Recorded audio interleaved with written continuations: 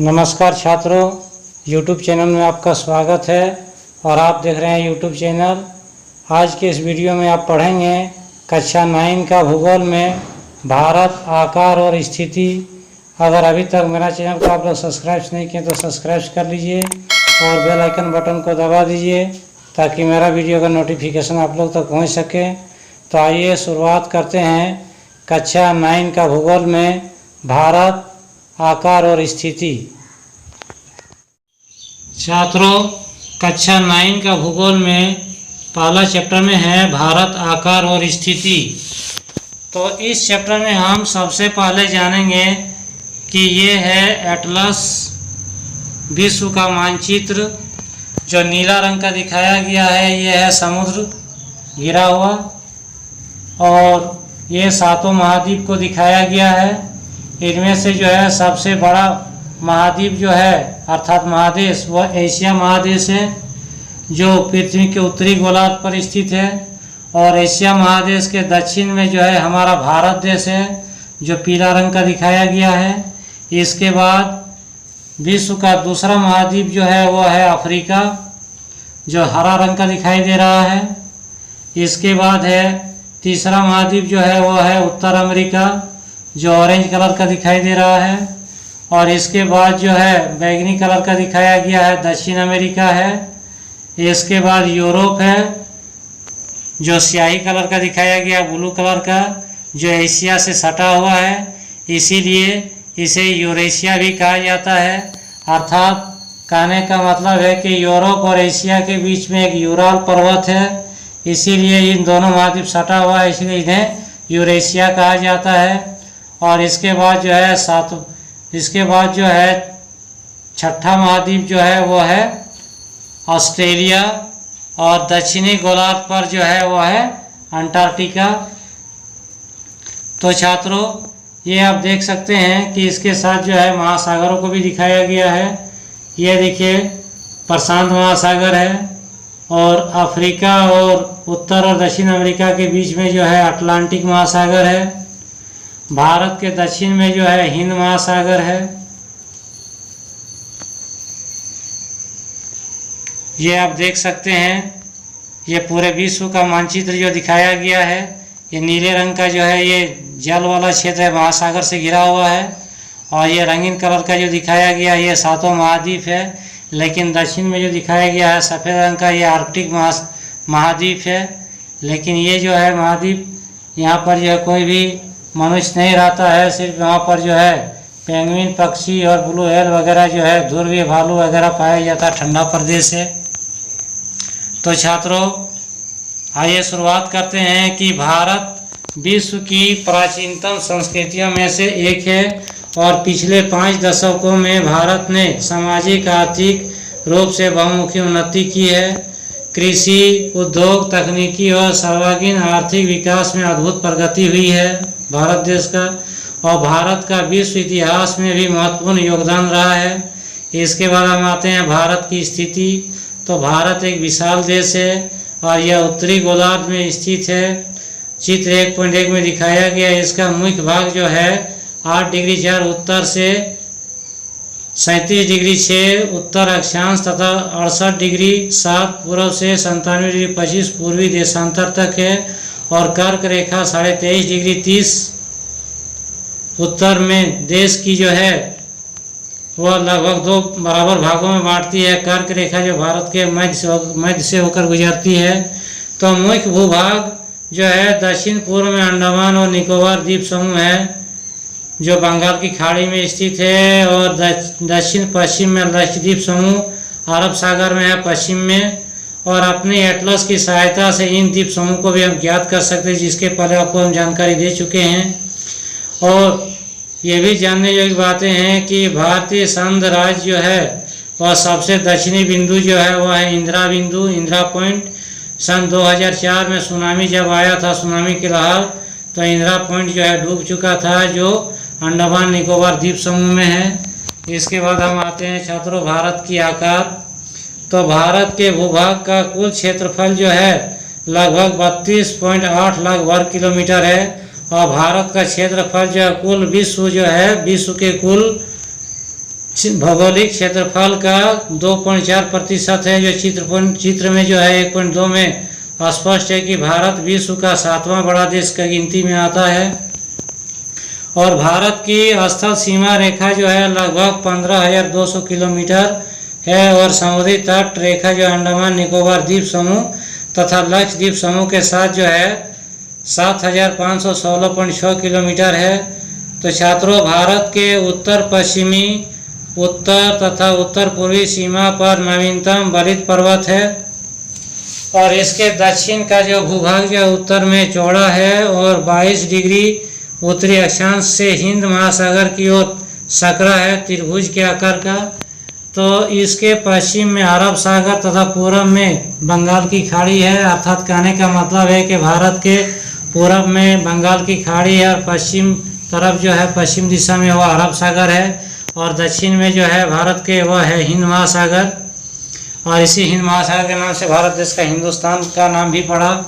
चित्र 1.3 में दिखाया गया है कि अक्षांतर और देशांतर का विस्तार जो है लगभग 30 डिग्री है, परंतु फिर भी पूर्व पश्चिम का विस्तार जो है उत्तर दक्षिण के विस्तार की अपेक्षा कम प्रतीत होता है और गुजरात से अरुणाचल प्रदेश की स्थानीय समय में 2 घंटे का अंतर होता है।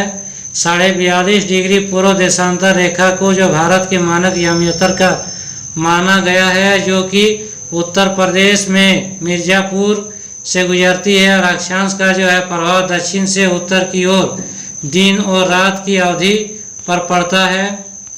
तो छात्रों, भारत तथा विश्व जो है वो भारतीय भूखंड एशिया महाद्वीप के पूर्व और पश्चिम के मध्य में स्थित है और भारतीय भूभाग जो है एशिया महाद्वीप का जो दक्षिण विस्तार है। हिंद महासागर जो कि पश्चिम में यूरोपीय देशों और पूर्वी एशियाई देशों को मिलाता है और भारत को केंद्रीय स्थिति प्रदान करता है। देखिए, दक्षिण का पठार जो है हिंद महासागर में शीर्षावत फैला हुआ है और पश्चिम एशिया, अफ्रीका और यूरोप के देशों के साथ पूर्वी एशिया के देशों से भी पूर्वी तट के मध्य से निकटतम संबंध बनाए हुए हैं और हिंद महासागर में किसी भी देश की तटीय सीमा भारत जैसी नहीं है। भारत की जो है इसी महत्वपूर्ण स्थिति के कारण एक महासागर का नाम इसके नाम पर रखा गया है, हिंदुस्तान। इन्हें भी जानिए छात्रों के 1869 ईस्वी में स्वेज नहर के खुलने से भारत और यूरोप देश के बीच में जो है दूरी 7,000 किलोमीटर की दूरी जो है कम हुई है। छात्रों, ये दिखाया गया है भूगोल में ग्राफ के अनुसार दर्शाया गया है कि इन 7 बड़े देशों को दिखाया गया है, जिनमें से सबसे बड़ा देश जो है वो है रूस, जो दिखाया गया है नीले रंग का जो है दंड चार्ट में। दूसरा देश है कनाडा, तीसरा में है संयुक्त राज्य अमेरिका, चौथा बड़ा देश में आता है चीन, पांचवा देश में आता है ब्राज़ील, छठा में आता है ऑस्ट्रेलिया और सातवां बड़ा देश में आता है भारत, जो सबसे लास्ट में है। तो छात्रों, ये दिखाया गया है विश्व के 7 बड़े देश। इसके बाद छात्रों हम आते हैं भारत का मैप में। यह है छात्रों भारत का मानचित्र, जिसमें दिखाया गया है पूरब से पश्चिम में दिखाया गया, पूरब की तरफ 97 डिग्री 25 से लेकर 67 डिग्री 7 जो है दिखाया गया है और इसकी लंबाई जो है 2,933 किलोमीटर है और ये उत्तर में जो है 37 डिग्री 6 से लेकर जो है दिखाया गया है 8 डिग्री 4, जो मैंने पहले ही आपको पढ़ के सुनाया। इसकी लंबाई जो है 3,214 किलोमीटर और ये बीच में जो डॉट डॉट दिखाया गया है ये है मानक यामियोत्तर। ये देखिए, यह है मानक यामियोत्तर जो 82 डिग्री 30 पर जो है 82.5 डिग्री पर। और ये भारत के मैप में आप देख सकते हैं, ये है बंगाल की खाड़ी, ये है अरब सागर और ये है हिंद महासागर सबसे नीचे में। तो भारत की आकार स्थिति जो है ये देखिए, विश्व का मानचित्र में जो है ये है समुद्री मार्ग और हवाई मार्ग को जो है चित्र में दर्शाया गया है।